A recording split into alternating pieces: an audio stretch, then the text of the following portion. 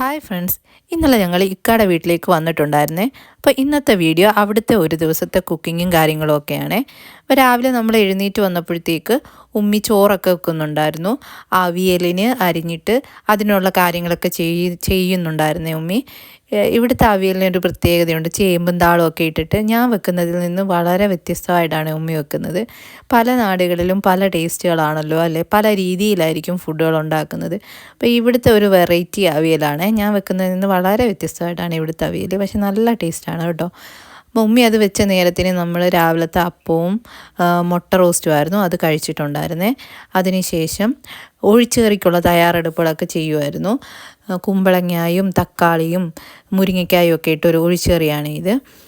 അത് അടുപ്പയിലോട്ട് വെച്ച് തയ്യാറാകുന്ന നേരത്തിന് മീൻ കൊണ്ടുവന്നിട്ടുണ്ടായിരുന്നു. മത്തിയായിരുന്നു ഇന്ന് കേട്ടോ. ആ നേരത്തിന് പോയി സിതാനെ ഒന്ന് നോക്കിയിട്ടുണ്ടായിരുന്നു. അവൻ അവിടെ നന്നായിട്ട് നിന്ന് കളിക്കുന്നുണ്ടായിരുന്നേ.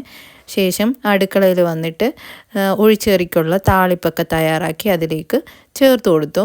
അപ്പോഴേക്കും ഉമ്മി മത്തി വെട്ടിയത് കൊണ്ടുവന്നിട്ടുണ്ടായിരുന്നു. അത് അരപ്പൊക്കെ തേച്ച് വെച്ചു.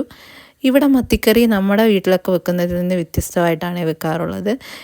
ഇതിങ്ങനെ മൂപ്പിച്ചെടുത്തിട്ട് പൊടികളൊക്കെ മൂപ്പിച്ചെടുത്തിട്ട് മിക്സിയിൽ അരച്ചിട്ടാണ് വെക്കുന്നത്. അപ്പോൾ ഉമ്മി അത് ചെയ്യുന്ന നേരത്തിന് ഞാൻ മത്തി വറുക്കാനായിട്ട് വെച്ചിട്ടുണ്ടായിരുന്നു. മത്തിക്ക് നല്ല മുട്ട ഉണ്ടായിരുന്നു. അപ്പോൾ അതും നമ്മൾ ആ സമയത്ത് വറുത്തു. അപ്പോഴേക്കും അടുപ്പിൽ ഇഞ്ചിയും വെളുത്തുള്ളിയൊക്കെ മൂപ്പിച്ച് വെച്ചിട്ടുണ്ടായിരുന്നു. അപ്പോൾ ഉമ്മി ആ കൊണ്ടുവന്ന അരപ്പ് അതിലേക്ക് ഒഴിച്ച് ചൂടാക്കാനായിട്ട് വെച്ചിട്ടുണ്ടായിരുന്നു. അപ്പോൾ അത് തിളച്ച് വരുന്ന നേരത്തിന് ഉപ്പും പുളിയുമൊക്കെ ചേർത്ത് കൊടുത്തു. ആ സമയത്ത് നമ്മുടെ മുട്ട വറുത്തതും സെറ്റായിട്ടുണ്ടായിരുന്നു കേട്ടോ. അപ്പോൾ കറി തിളച്ച് വന്ന നേരത്തിന് അതിനകത്തേക്ക് കഴുകി വൃത്തിയാക്കി വെച്ചിരിക്കുന്ന മത്തി ഇട്ട് കൊടുത്തിട്ടുണ്ടായിരുന്നേ. അതിനുശേഷം കുറച്ച് നേരം അടച്ചു വെച്ച് വേവിച്ചു. പിന്നെ ഇതിനകത്തേക്ക് നമ്മൾ തക്കാളി അരിഞ്ഞത് ഇട്ട് കൊടുത്തിട്ടുണ്ടായിരുന്നേ. ശേഷം അത് വേവാനായിട്ട് വെച്ചു. ഉച്ചക്കത്തെ ഊണിൻ്റെ സമയത്ത് എല്ലാം കൂടെ കൂട്ടി നല്ല രീതിയിൽ ചോറ് കഴിച്ചിട്ടുണ്ടായിരുന്നു. വൈകുന്നേരം ആയപ്പോഴത്തേക്ക് വാപ്പി പള്ളിയിൽ നിന്ന് വന്നപ്പോഴത്തേക്ക് ഒരു പൊതി കൊണ്ട് തന്നിട്ടുണ്ടായിരുന്നേ. അപ്പോൾ അത് തുറന്ന് നോക്കിയപ്പോൾ നല്ല നെയ്യപ്പവും ബോണ്ടയും പിന്നെ വെട്ട് കേക്ക് ഉണ്ടല്ലോ, ആ വെട്ട് കേക്കും എല്ലാം ഉണ്ടായിരുന്നു. അത് ചായയായിട്ട് കുടിച്ചു. പിന്നെ ഉമ്മിക്ക് ഇന്ന് നോമ്പായിരുന്നു കേട്ടോ. അതുകൊണ്ട് തന്നെ നമ്മൾ വൈകിട്ട് ഉമ്മിക്കുള്ള ഫുഡൊക്കെ പ്രിപ്പയർ ചെയ്യുന്നുണ്ടായിരുന്നേ. ആദ്യം നമ്മൾ ജ്യൂസിനായിട്ട് തണ്ണിമത്തങ്ങ എടുത്തിട്ടുണ്ടായിരുന്നു.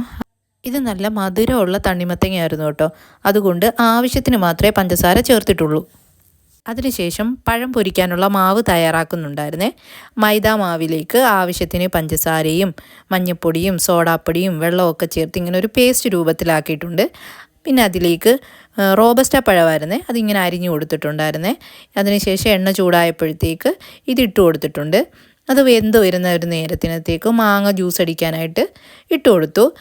അപ്പോഴേക്കും നമ്മൾ വെച്ചിട്ടുണ്ടായിരുന്ന പഴം വെന്ത് വന്നിട്ടുണ്ടായിരുന്നു. അപ്പോൾ അത് ഇങ്ങ് എടുത്തിട്ടുണ്ടായിരുന്നേ. ശേഷം വെള്ളം ഒഴിച്ചിട്ട് മാങ്ങ നമ്മൾ അരയ്ക്കാനായിട്ട് വെച്ചിട്ടുണ്ടായിരുന്നു. അതിനുശേഷം മാങ്ങാ ജ്യൂസ് നമ്മൾ പാത്രത്തിലേക്ക് മാറ്റി പിന്നെ ഫ്രൂട്ട്സ് എല്ലാം നമ്മുടെ ടേബിളിലേക്ക് ഇങ്ങനെ നിരത്തി വെച്ചിട്ടുണ്ടായിരുന്നേ. അപ്പോൾ മാങ്ങാ ജ്യൂസും പിന്നെ തണ്ണിമത്തങ്ങ അരിഞ്ഞതും പഴംപൊരിയും മൂസമ്പിയും കാരക്കയും ആപ്പിളും എല്ലാം ഉണ്ടായിരുന്നു. അപ്പം അതെല്ലാം കഴിച്ച് നോമ്പ് തുറന്നതിന് ശേഷം സീതാനുമായിട്ട് നമ്മൾ കുറച്ച് നേരം പുറത്ത് കളിക്കാനായിട്ട് അവൻ ഇറങ്ങിയ നേരത്തിന് പുറത്തിറങ്ങിയിട്ടുണ്ടായിരുന്നേ. അപ്പോൾ ഇന്നത്തെ വീഡിയോ നിങ്ങൾക്ക് ഇഷ്ടമായാൽ ലൈക്ക് ചെയ്യാനും ഷെയർ ചെയ്യാനും കമൻറ്റ് ചെയ്യാനും സബ്സ്ക്രൈബ് ചെയ്യാനും മറക്കല്ലേ.